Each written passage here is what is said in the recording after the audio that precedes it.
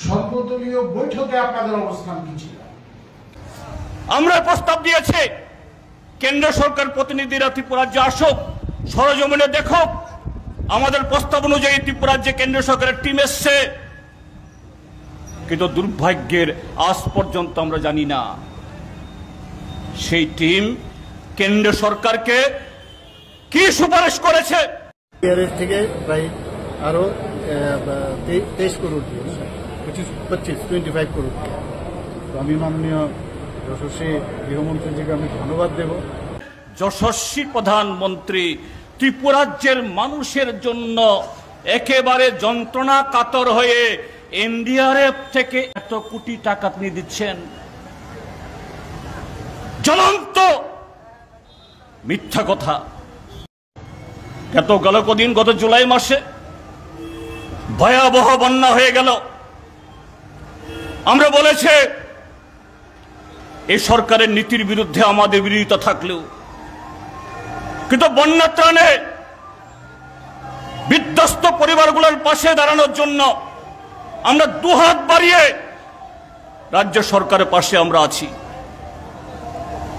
সরকারকে যেমন আমরা গঠনমূলক সহযোগিতা করব, ঠিক তেমনি আমরা নিজেরাও নানাভাবে সহযোগিতা করব।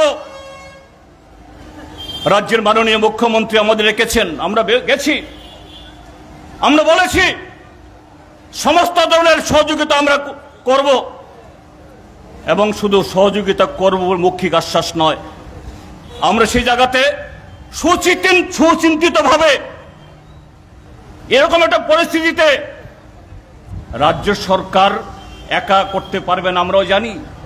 বন্যা পরিস্থিতি নিয়ে বলছেন, বন্যা পরিস্থিতি চলাকালীন সময়ে সর্বদলীয় বৈঠক হয়েছিল। সর্বদলীয় বৈঠকে আপনাদের অবস্থান কি ছিল? তখন আপনাদের বলার মতো অবস্থায় আপনারা ছিলেন না।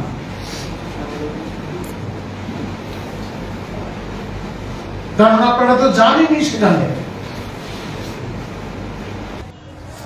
আমরা প্রস্তাব দিয়েছি কেন্দ্র সরকার প্রতিনিধিরা ত্রিপুরা রাজ্যে আসুক, সরজমিনে দেখুক। আমাদের প্রস্তাব অনুযায়ী ত্রিপুরা রাজ্যে কেন্দ্র সরকারের টিম এসছে, কিন্তু দুর্ভাগ্যের আজ পর্যন্ত আমরা জানি না সেই টিম কেন্দ্র সরকারকে কি সুপারিশ করেছে। ক্ষতিগ্রস্ত এলাকাগুলিতে যাওয়ার আপনারা ইচ্ছা শক্তিটাও আপনাদের ছিল না মানুষের সঙ্গে গিয়ে দাঁড়ানো। এ রাজ্যে শুধু সরকার নয়, ভারতীয় জনতা পার্টির প্রত্যেকটা কার্যকর্তা তাদের সাধ্য মতো বিভিন্ন এলাকায় ক্ষতিগ্রস্ত এলাকাগুলিতে ছুটে গেছেন, ক্ষতিগ্রস্ত মানুষের সঙ্গে গিয়ে বিভিন্নভাবে তাদের সহায়তা করার চেষ্টা করেছেন। এটা আমরা গর্ব করে বলি না, আমরা এটা বলছি, এটা আমাদের নৈতিক দায়িত্ব। এটা আমাদের গর্ব নয়, এটা আমাদের নৈতিক দায়িত্ব। মানুষের সঙ্গে থাকা সেটা আমাদের নৈতিক দায়িত্ব। সেক্ষেত্রে বিরোধী দলের ভূমিকা কি ছিল? এখন এসে আপনারা বলছেন বন্যা পরিস্থিতি, ক্ষতিগ্রস্ত মানুষকে, অভূতপূর্ব বন্যা পরিস্থিতি। এই পরিস্থিতিতে রাজ্য সরকার যেভাবে ব্যবস্থা নিয়েছে, কোথাও মানুষের কোনো অভিযোগ নেই। সাধারণ মানুষ যারা ক্ষতিগ্রস্ত হয়েছেন তাদের সরকারের বিরুদ্ধে কোনো বক্তব্য নেই। আমরা প্রস্তাব দিয়েছি কেন্দ্র সরকার প্রতিনিধিরা ত্রিপুরা রাজ্যে আসুক, সরজমিনে দেখুক।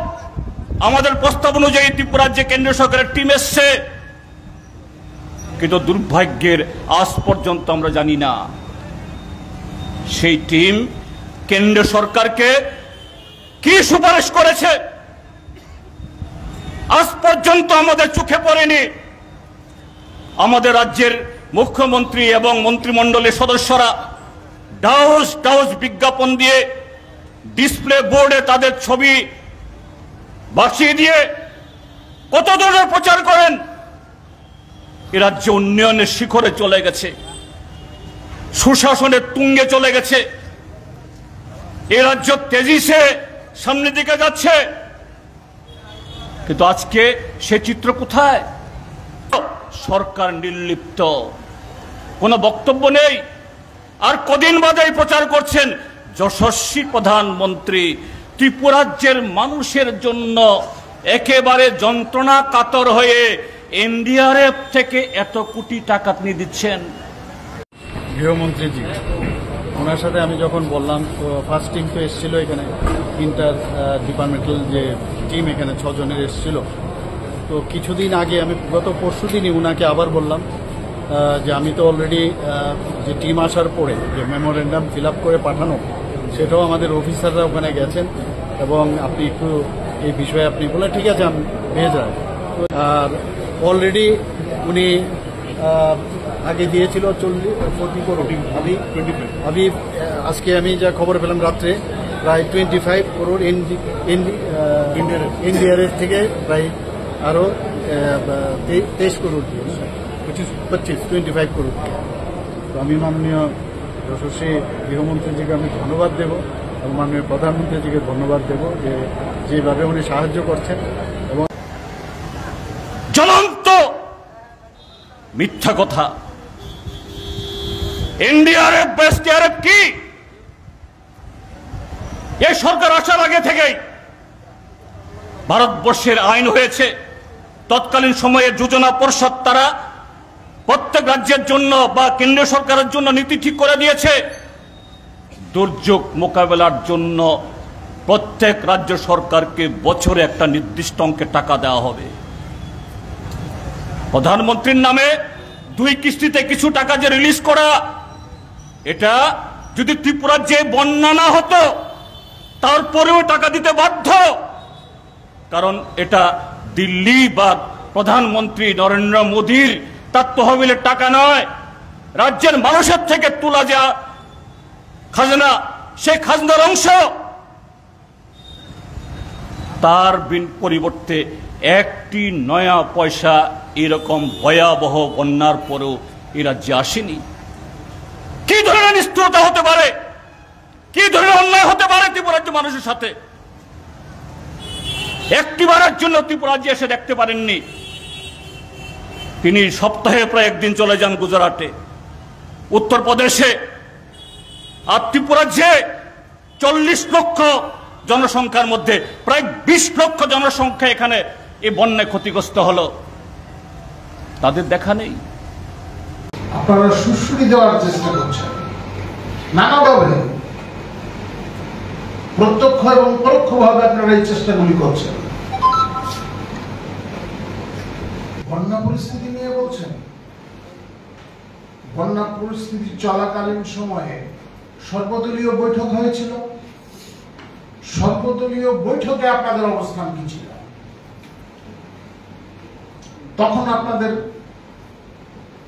বলার মতো অবস্থায় আপনারা ছিলেন না।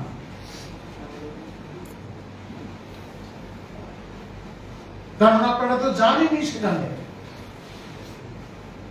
ক্ষতিগ্রস্ত এলাকাগুলিতে যাওয়ার আপনারা ইচ্ছা শক্তিটাও আপনাদের ছিল না মানুষের সঙ্গে গিয়ে দাঁড়ানো। এ রাজ্যে শুধু সরকার নয়, ভারতীয় জনতা পার্টির প্রত্যেকটা কার্যকর্তা তাদের সাধ্য মতো বিভিন্ন এলাকায়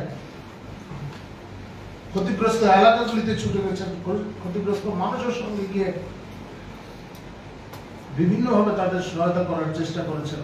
এটা আমরা গর্ব করে বলি না, আমরা এটা বলছি, এটা আমাদের নৈতিক দায়িত্ব, এটা আমাদের গর্ব নয়, এটা আমাদের নৈতিক দায়িত্ব। মানুষের সঙ্গে থাকা সেটা আমাদের নৈতিক দায়িত্ব। সেক্ষেত্রে বিরোধী দলের ভূমিকা কি ছিল?